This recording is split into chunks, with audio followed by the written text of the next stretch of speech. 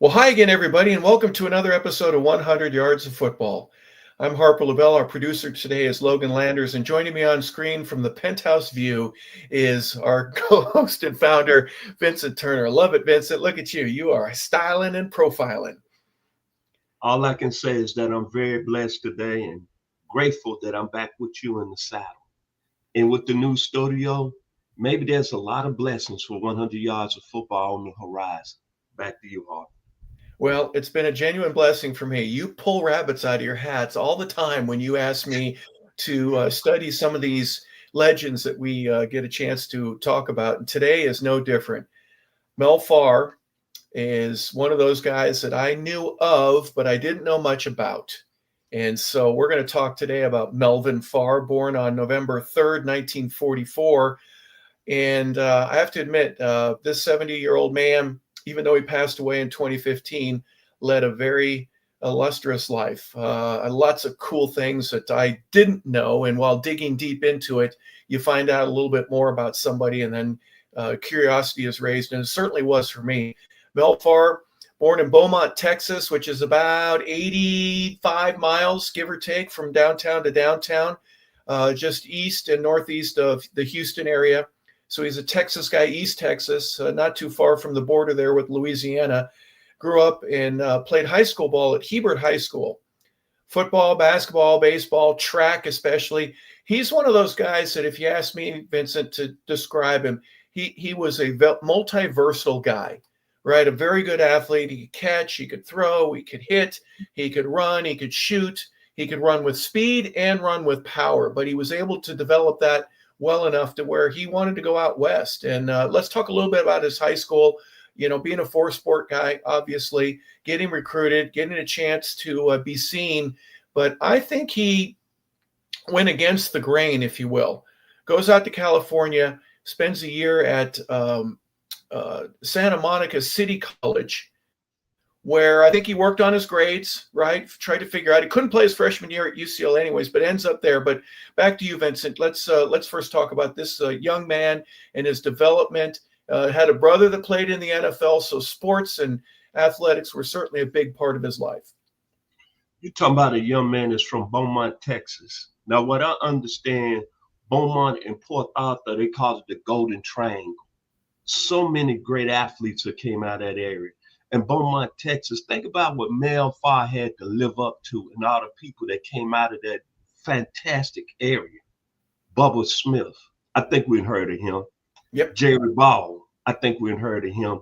When I was at the University of Arkansas, they had a defensive back that was off the Kizar by the name of Vance Bedford, who's now had a great NFL career and is coaching at the NFL. Then Larry Graham, bass player for Sly and the Family Stone.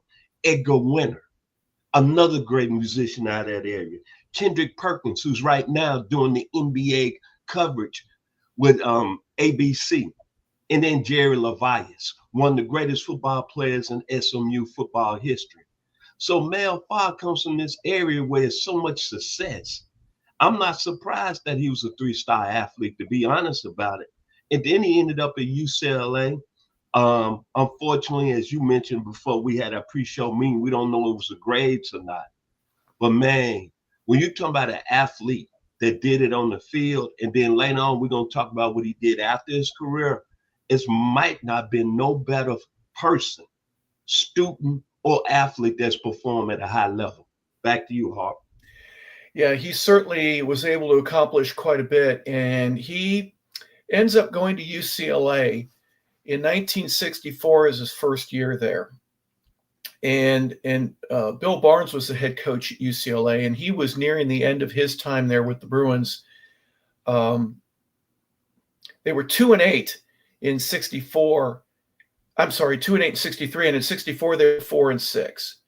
And Barnes ends up at the end of that season. That's when Mel would have been a sophomore, but it's his first year at UCLA. Again, he spent 1 year in a city college not too far from where UCLA's campus is. And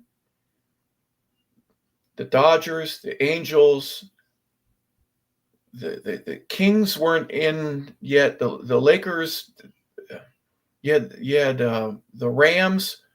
There's so much going on in Los Angeles. And then you've got the UCLA Bruins, the basketball team. And in 1964, they won it all. And they do it again in 65. And Tommy Prothro takes over as the head coach of UCLA in 65. And things start happening around there. And Mel Farr is right in the middle of it. In the 65 season, Gary Beban was just a sophomore there. So I would think it would be kind of easy for a guy like Gary Beban to be thrust into the limelight and get a chance to play, even though he's just a kid, right? He's only a sophomore, because Prothro wants to go with somebody that's going to help win not only this year, but in the next 2 or 3 years when it comes time to reevaluate your contract. So absolutely all of this, and Mel Farr gets to be a part of that. The 65 season, they open up against Michigan State. They lose that game 13-3 in front of 51,000 people. Then they're at Penn State. They win there. They play Syracuse at home. They lose to them, but then they go on this, they tie Missouri, and then they go on this winning streak. And it wasn't the Pac-8 back in those days. It was the the Athletic Association of Western Universities. But the Pac was just beginning to come into play. It hadn't yet. So the politics of the league itself was quite strange. But the success that the Bruins were having, Vincent, this was uncharted, new for everybody, especially on the football front. Yes, USC had a couple of great teams there, but UCLA ends up going in 1965. They go to the Rose Bowl, and they end up beating Michigan State in a rematch. And so Mel is a part of this. He's rushing, he's receiving, he's nearly 1,000 yards. He's the man, and he's coming off an injury where he broke his forearm in 64, comes back in 65 with a vengeance. And the Bruins are in the top 10. They're in the top 5 in terms of the UPI ratings. It's awesome. It's a great time to be at UCLA. I want you to back up. Who was the head coach? Tony Prothro, right? Tommy Prothro, yes, yeah. Okay. See, when you get greatness and you get this water mixing, you know where Mr. Tommy is from, right? Legendary high school coach from my hometown, the 901 Memphis, Tennessee. Memphis, Tennessee, you're right. So what happening is you got that great water from Memphis that's came up to the West Coast, and it's turned everything around. And then you get special players, you get special people. And of course, all of a sudden it started to click. But what made UCLA so good at the time, we could talk about Mel Farr and Gary Beban, but they had an outstanding defensive tackle that went on and had a great career in Terry Donahue. Yep. We know about him. They had a great other wide receiver named Cornell Champion. Then they had another great player in Sandy Green. So even though UCLA was having success on the basketball court, they was really up there, really performing at a high level on the football field. And it proved that at the end of the year, they beat a number 1 ranked Michigan State team. They had George Webster, Clint Jones, Jimmy Ray, and once again, a guy that Mel Farr grew up with, and they used to have neighborhood battles by the name of Big Bubba Smith. Back to you, Mr. Hopper LaBelle. Yeah, unbelievable. And then I mentioned, some of the things about the Bruins basketball team. They were still playing in the men's gym back then. The capacity was about 25. That gym was still in effect when I was on that campus, when I was, elementary school kid. I had a friend that lived on the street, go over and we played there. The pavilion didn't exist yet. They hadn't built it. So there were some things that were getting going, and UCLA played in the Coliseum for, they'd have 25,000 people for the first game of the year. And they're playing SC at the end of the year. They get 94,000 people for that game. So interesting way of looking at it. But Mel is in all of that. He's rushing for 1,000 yards, or at least total yards from scrimmage, because he was a good receiver as well. So the 65 team wins the Rose Bowl. 66, they go 9-1. And technically speaking, they beat SC, but SC was 4-1. They had 1 loss. UCLA's 1 loss was at Seattle that year against the University of Washington. It was a rainy day. They lose that. They go 9-1. But after UCLA beats SC, each team had 1 loss in the conference, but SC had played 1 additional game. They had worked out some things where the scheduling wasn't equal for every team. They didn't all play the same amount of conference games. So SC had one additional conference game, and they voted for SC to go at a 4-1 record instead of the 3-1 UCLA. JD Morgan was their athletic director at the time, went bonkers. They even had some kids protest and stop traffic on the 405 freeway. They were so upset that they didn't get to go. But they lose that decision, and it turns out that SC loses the following week to Notre Dame, 55-0. They get trounced, and then they end up losing again in the Rose Bowl to Purdue. Bob Greasy was a part of that team. Well, we've done a feature on Bob. So tough times there, 9-1, great record. Everyone's looking at UCLA. Gary Beeman, of course, is going to win the Heisman Trophy soon. But the athletics there at UCLA has really taken a turn for the better. And Mel gets to be a recipient of that. He ends up having a great career at UCLA, and then he's the #1 draft pick the following year in 1967 with the Detroit Lions. Not especially the place where everybody wants to go, but you know what being the 7th pick overall and being a part of a pretty good organization in terms of the turning the tide quickly. His first year there with the Lions, that was 67. They go 5-7-2. He's the rookie of the year on offense. Let's look at some more of the UCLA pictures right there. This is against the one on the right is against USC in a great game.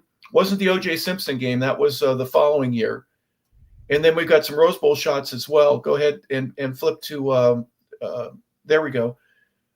Right, so getting to play in front of 100,000 people right down the street from where you practice and go to school. Obviously had some great changes and interesting results for the way that Mel was able to culminate his career there with the UCLA Bruins. And then he gets drafted by the Detroit Lions. So the 7th pick overall, they 5-7-2 his first year while he's there. And Len Barney is the defensive rookie of theirs. So everything was looking up for the Detroit Lions. And getting picked there, him and a future Hall of Famer, Len Barney, and they would have a nice little relationship with one another that we'll talk about in just a few minutes. But things certainly were on the way up for Mel Farr and the Detroit Lions in that relationship. I think about the 67th draft, as you just mentioned, he went in the first round, and you think about all those characters that was in the first round that year in 67. You had a guy down in Florida. What's his name? His nickname is the ball coach. Absolutely. Thank you. They had George Webster, outstanding running back from Syracuse by the name of Floyd Little, Alan Page, Gene Upshaw. So he went in that 67 draft with star power, and again with a childhood friend in Bubba Smith. But what I love about him, when he got with the Detroit Lions, the greatest thing about Mel Farr today, I had an uncle who was living up there, had moved up there in 70. Opie Turner, who's watching today. I love you, Unc. And the Detroit Lions, even though they winning many football games, but they were nasty. They put a hurting on you. Yeah. Alex Karras, Dick LeBeau, Wayne Walker, Paul Newmouth, University of Tennessee in the house, Charlie Sanders. They quarterback even liked him, Greg Landry. Remember, they didn't win a lot of games, but there was must-see TV on Thanksgiving Day. And then you had a young Mel Farr, and then you had Len Barney. Even though the Lions weren't winning at a high level, I loved them back in the day. And then, of course, it was the ascension of Motown. Back to you, Harper. Yeah, we'll talk about that in just a second. But the interesting thing about that 67 draft, now listen to these Hall of Famers that were part of that. Ken Houston, Rayfield Wright. Rayfield wasn't picked until the 7th round. And he ends up going to the Cowboys. Willie Lanier was a part of that as well. Len Barney, as we mentioned, Gene Upshaw, Alan Page, Floyd Little, and Bob Greasy. Bubba Smith was not elected to the Hall of Fame, but he was the #1 pick to the Colts, defensive tackle out of Michigan State. The 67 team, as we mentioned, 5-7-2. The 68 team goes 4-8. It took a couple of years for them to kind of figure this out, but in 69 they go 9-4-1. The Lions do, but they lose the division. Back in those days, they had just started with the division play to the Minnesota Vikings, who go 12-2 and go to the Super Bowl that year. They had lost to the Vikings 27-0 on Thanksgiving, so it was real easy for a lot of the fans to go, I don't think the Lions have it this year. The following year in 19, and by the way, the defense was really playing well. You mentioned some of the guys that were part of that. They had 3 shutouts. They had one game where they only gave up 3 points and another where they only gave up 7 points. So they had 5 games where they gave up 7 or fewer points. Absolutely wanting to turn things around there. And Jack Schmidt was a big part of that, the head coach. 1970, they go 10-4. And they were the first team to become a wild card participant. They go to the Cotton Bowl. They play the Dallas Cowboys there. They lose the weirdest scoring game you're ever going to hear from a professional football standpoint. It was 5-0. Yes, you're 5. So they gave up a field goal in the first quarter and a safety in the fourth quarter. They end up losing that. The following year, 71, they were 7-6. By the way, let me go back just a second. Mel started having injury issues, and I want to make sure that I check my notes here. In 68, when they were 4-8-2, they were 3-2-1. So they had a winning record when Mel gets injured. He hurts his knee. They go 0-4-1 in the next 5 games while he's out. Didn't win anything, but they tied once. He gets hurt a couple of years later, another knee injury. He's not getting to play nearly as much, but he's good, and the team is improving. I mentioned the wild card, some playoff, well, not just the one playoff appearance. They finished second in the division to either Minnesota or Green Bay every year that they were in it, except for that one wild card year. So they were improving, or at least showing signs that we're getting better. But Vincent, they're just unable to get over that hurdle and not able to dominate. One of the reasons for that, if you'll allow me very quickly to mention this, is if you look at Detroit Lions history, which I spent some time doing, every one of their drafts, they would have 6 or 7 trades. They trade this guy for that guy. They trade this pick and that pick for something else. So there was a constant flow of personnel, and nobody really felt secure, in my opinion. And it made for a very difficult time to be able to play your heart out when you know that, one phone call away from being traded and moving to another part of the town, another part of the league, or having somebody move in and take your place. Another point I want to mention is that when you mentioned Mel Farr started having injuries, right? They went out and drafted another running back out of Oklahoma, and Steve Owens. So what they had a little, I want to say, controversy who should have been starting at the running back position. But also they had some unstable build at the quarterback position because Greg Landry kind of stayed banged up.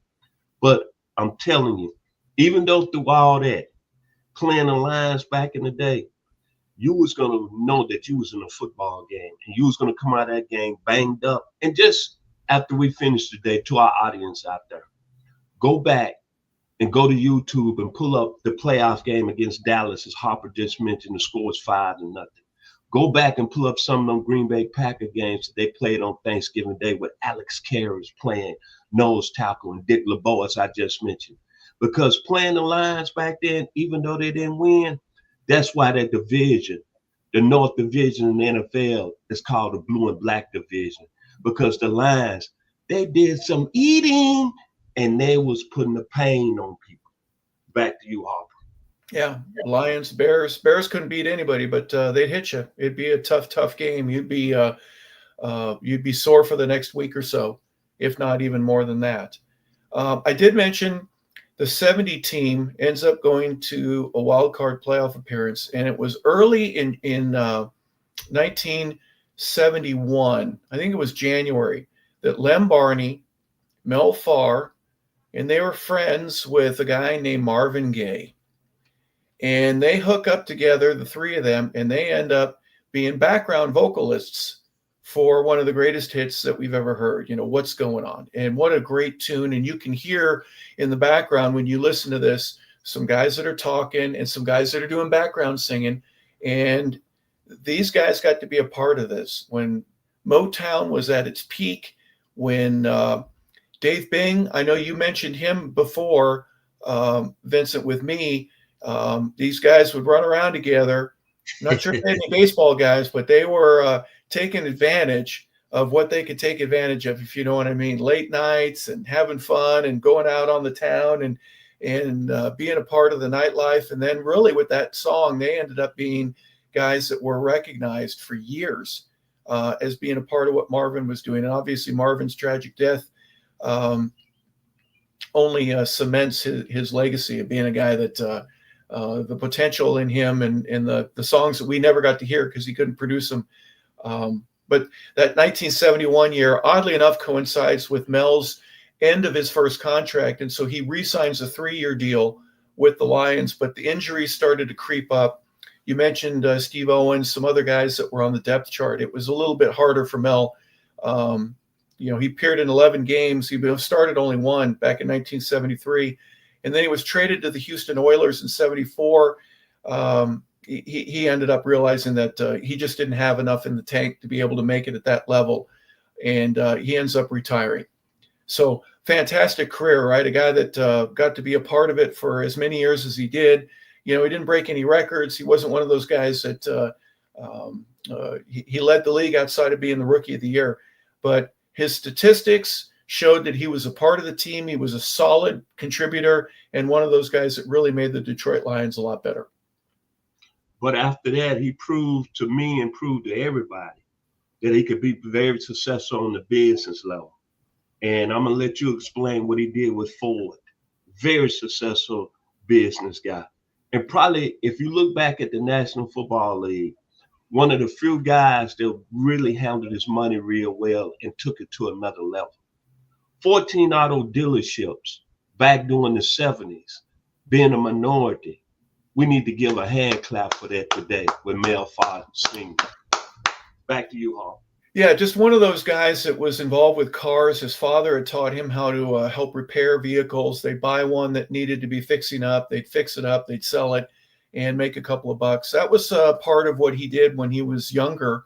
So he would take that same type of philosophy as, look, I've got a car and I can turn around and sell it. Working for the Ford family with the Detroit Lions, it was a no-brainer for him. He asked for a dealership as a minority-owned dealership. It was a relatively new concept back in those days, but Mel made it happen. And as you said, Vincent, 14 different dealerships. Goodness gracious! I mean, he was able to help sell cars all across the country with different with his brand and his logo. Mel Farr, you can be a superstar. That was the name of the dealership slogans that he would have as far as the marketing perspective, and you can get a far better deal. That was another one that he had. So being that local guy that would be on TV, but people knew and recognized him too as being a part of the Lions. So especially in the Michigan area, not so sure how well it worked in Ohio, but it wasn't free from controversy. There was a few things that happened in those days, and his franchises end up being sold in 2002, and we lost Mel in 2015, but he was able to financially keep some things going for himself in a way that most players don't do. Having a business perspective and trying to do something after you're done. A lot of guys don't know what to do, but Mel certainly had the car dealerships going for him, and his son Mel Jr. made it in the National Football League. His brother was in the NFL for a while, so the athletic family was certainly one that Mel Farr got to be a part of. He took his ability as a running back at UCLA in Detroit, to being able to have the vision, A+, the inside running ability, the power running he was, to that dealership running automobiles at that level. And when I think about Mel Farr, I think about pride. I think about professional. I think about a guy that was good looking and dressed nice all the time. I think about a guy that married one of the most famous ladies, Johnson & Johnson, that owned Ebony magazine. So my thing for Mel Farr today is much love, much respect, much love to the University of UCLA, to the Detroit Lions. Mr. Mel Farr, you made me proud of you back in the day as a 14, 15-year-old guy growing up in Memphis, Tennessee. Back to